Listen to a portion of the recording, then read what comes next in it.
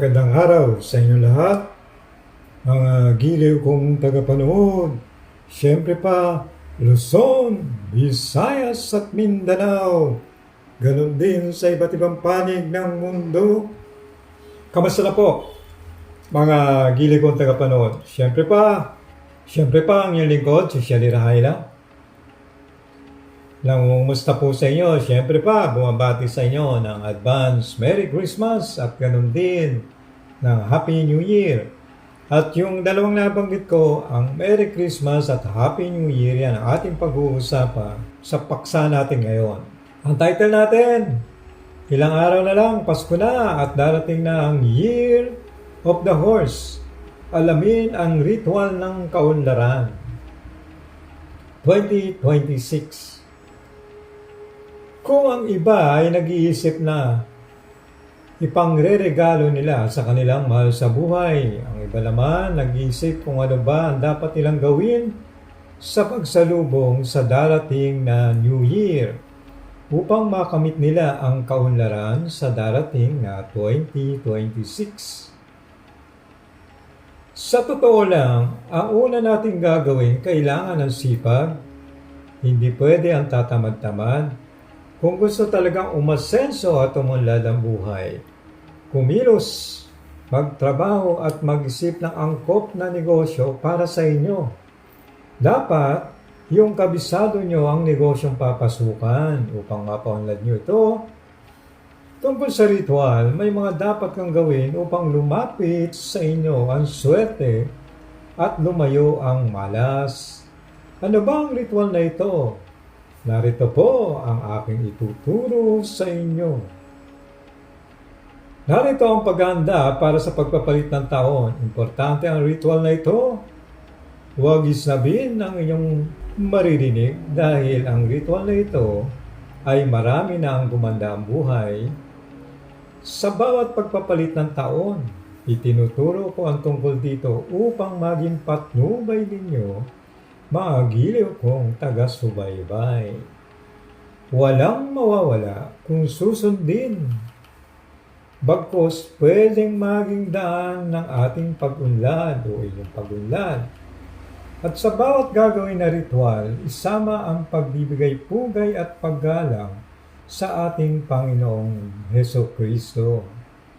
Upang mailayo ka sa tinatawag na apoy ng kamalasan na dala ng Year of the Fire Horse, gawin ang ritual na ituturo ko na sa ganoon mailayo ang sarili mo at pamilya sa posibleng napakabigat na pagsubok na darapo sa inyo. Ang ritual na aking ituturo sa inyo, mainam na gawin bago pa magpalit ang taon. Walang mawawala kung susundin. At sa bawat gagawin na ritual, isama ang pagbibigay pugay at paggalang sa ating Panginoong Hesukristo. Upang hindi ka tupukin ng kamalasan sa paparating o sa darating na 2026. Mainam na gawin ang ritual bago pa magpalit ang taon.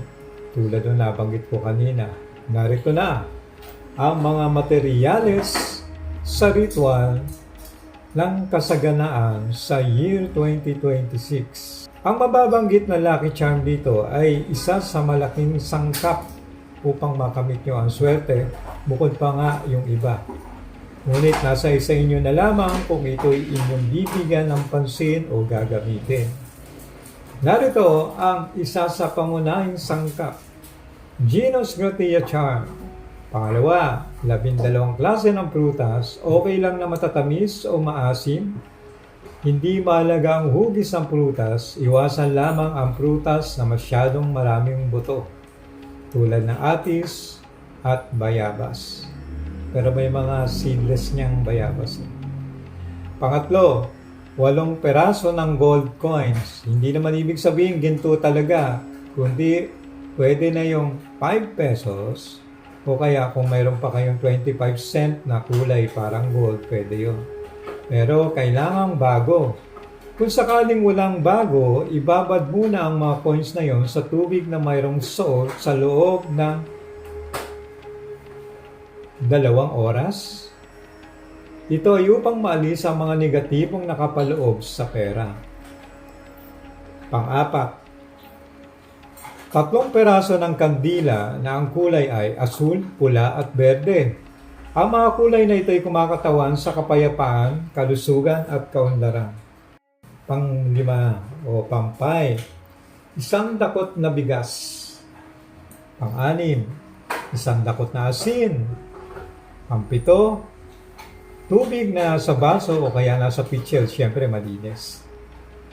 Pang-8, 1 bilog na lalagyan. Pwedeng bilao o kahit na wala kayong bilog na lalagyan, pwede na rin ba? Pero mas mainam kung meron ito. Bilog, pwedeng pinggan o malaking baldehado. So sabi ko nga, pwedeng parang bilao, okay na yon. Katamtaman ng laki. Ayusin na lamang kung wala namang bilog na lalagyan. Ayusin na lamang ang mga ito sa ayos at sa formang pabilog sa inyong lamesa. Ilagay ang mga sangkap malapit sa pwesto na kinalalagyan ng Genus Gratia Charm upang makuha ang enerhiya ng swerte. Kaya kinakailangan ninyo na isang small table o kahit anong bagay na pwede niyong pagpatungan upang makuha ang tinatawag na enerhiya ng swerte. Ngayon, narito naman ang bibigkasin na orasyon. Pakinggan nyo. Narito po ang bisitang tinig o boses. Pakinggan nyo ang kanyang sasabihin. Panginoong Hesukristo, basbasan mo ang tahanang ito upang makamit ang biyaya sa buong taon ng 2026. Adonai, Adonai, ibasbas mo ang biyaya sa aking tahanan o mga bathala ng tubig, apoy, lupa at lahat ng mabubuting espiritu ng timog, kanluran, hilaga. Bigyan mo ng mabuting karanasan at magandang kapalaran ang mga naninirahan sa tahanang ito. Sa tulong ng makapangyarihang Elohim, ilayo kaming lahat ng aking pamilya sa aksidente, sunog at pumasok ang swerte ng pananalapi sa buong taon ng 2026. Basbasan mo ng kapangyarihan at lalong palakasin ang aking Genus Gratia Charm, na siya naming pananggalang sa lahat ng negatibong elemento upang matalo ang kamalasan ng buhay. Amen. Amen. Amen.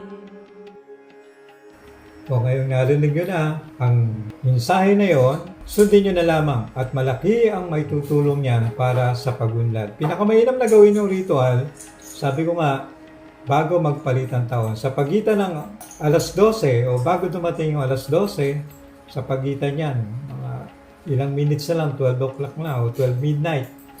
Kasi ang pagsalubong ng bagong taon. Ihanda ang mga sangkap bago pa dumating ang pagsalubong ng New Year lang hindi yung makakalimutan. Yan po. Oops, teka lang.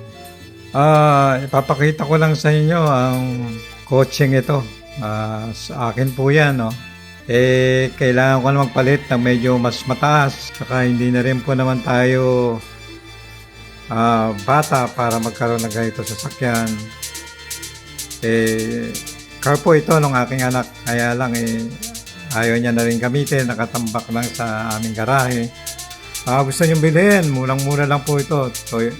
Bali, Mitsubishi Eclipse 2012, automatic sports car po yan. Maganda, makinis. Mura lang yan, 520k. Kung gusto nyo, tawag lang kayo sa numero ko, 0917-940-1111. Okay po. Ipagpatuloy nyo na ang panonood sa ating paksa ngayon. Ngayon naman, ang isa sa paksa pa natin, ito. Mahalaga ang pagpapapunsoy sa tahanan, ganon din sa lugar ng negosyo, upang maihulma ang positibo sa 2026 nang makamit nyo ang swerte at kaligtasan. Ngayon, narito. Medyo nagugulat talaga tayo dahil napakarami tumatawag sa akin na nagtatanong patungkol sa Lucky Charm na binabanggit natin, particular na sa year 2026. Ito nga ang Genus Gratia Charm. Ganon din kung kailan sila pwedeng magpapunsoy. Sa totoo, mahalaga ito na sa ganon makamit nyo ang swerte para sa susunod na taon. May balanse, kumbaga, ang enerhiya sa tahanan, maitama ang mga maling ayos na makadaloy ang swerte. Importante ito ng hindi maharangan ang positive chi na dumadaloy sa bahay upang maging maayos ang takbo ng kabuhayan, kalusugan at magandang samahan ng pamilya. Doon sa nagpakaraming tumatawag sa akin na nagnanais magpapunsoy, salamat po sa inyong tiwala. Nakakataba ng puso, tama lamang na magpapunsoy bago magpalit ang taon o kahit sa pagsisimula na ng year 2026 ay pwede pa yan. Ang taong na Year of the Horse ay magiging maswerte sa karamihan, subalit marami ang magiging mapaglamang sa kapwa, mapusok at mapagsamantala. Marami din ang kalimiman na mangyayari na hindi natin akalain na magaganap. Malaki ang magagawa ng Venus Retilia Charm upang maging balanse ang tahanan, mapanatag ang pamilya, at dumaloy ang swerte sa kabuhayan. Ito ang magiging hadlang sa anumang banta ng trahedya sa pamilya at aakit din ang swerte na sa ganon patuloy niyong makakamit ang swerte sa buhay. Isa ang Venus Gratia Charm na inyong magagamit upang makamit niyo ang swerte na inaasam ng buong pamilya. O sa personal na gamit para sa katawan, mainam ang tinatawag naman na Venus Gratia Charm Bracelet. Makatutulong upang makamit ang swerte at kaligtasan. Marami na nakakuha nito ngayon, ng mga nakaraang buwan, ang senwerte kahit wala pa ang year 2026. Iba pang impormasyon para sa 2026. Sinasabi dahil sa Year of the Horse o Fire Element, marami ang magiging mainitin ang ulo, magiging mapaglamang at malalamangan. Huwag kayong magtitiwala sa mga tao na hindi nyo gaano kilala o kahit sa mga kakilala na baka kayo'y maisahan. Pwedeng kayo ay isahan nila at malimas ang inyong ipon na salapi o kabuhayan. Sa kabila nito, sinasabi pa rin na marami ang suswertehin. Importante na may layo lamang ang apoy ng kamalasan na dala ng Year of the Horse. Mahalaga ang ritual upang maakit ang mainit na swerte na magdadala ng yaman at kaunlaran sa inyo. Upang mailayo ka sa tinatawag na apoy ng kamalasan sa Year of the Fire Horse, gawin ang ritual na itinuro ko sa inyo na nabanggit ko sa dakong unahan ng video na ito. Ang ritual na itinuturo sa inyo, mainam na gawin bago ka magpalit ng taon.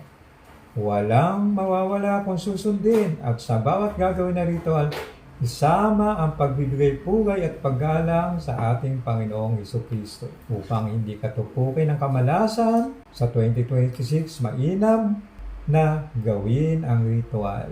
Para po pala sa schedule natin pungsoy, mayroon po tayong schedule sa Ilocos Sur sa darating na December 27, 2025, magkita po tayo dyan sa Ilocos Sur. kung nariyan po kayo at malapit kayo dyan o madadaanan namin kayo, pwede kayo sumabay. Ano po?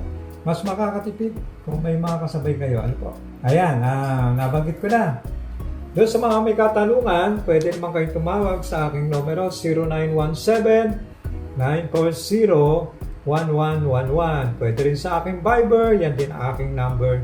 O kaya mag-email kayo sa aking email at hyla_shalir@yahoo.com o mag-mensahe kayo sa aking messenger, ang aking Facebook account, Shalir Hyla. O i-follow nyo ako sa aking Facebook page, Hyla Shalir. Muli, sa bawat pagtatapos ng ating programa, ang lagi kong sinasabi, ang mabuting gawa, ilalayo ka ng Diyos sa masama at dadaling ka sa magandang biyaya. Subscribe lang! Click nyo lang yan. Thank you.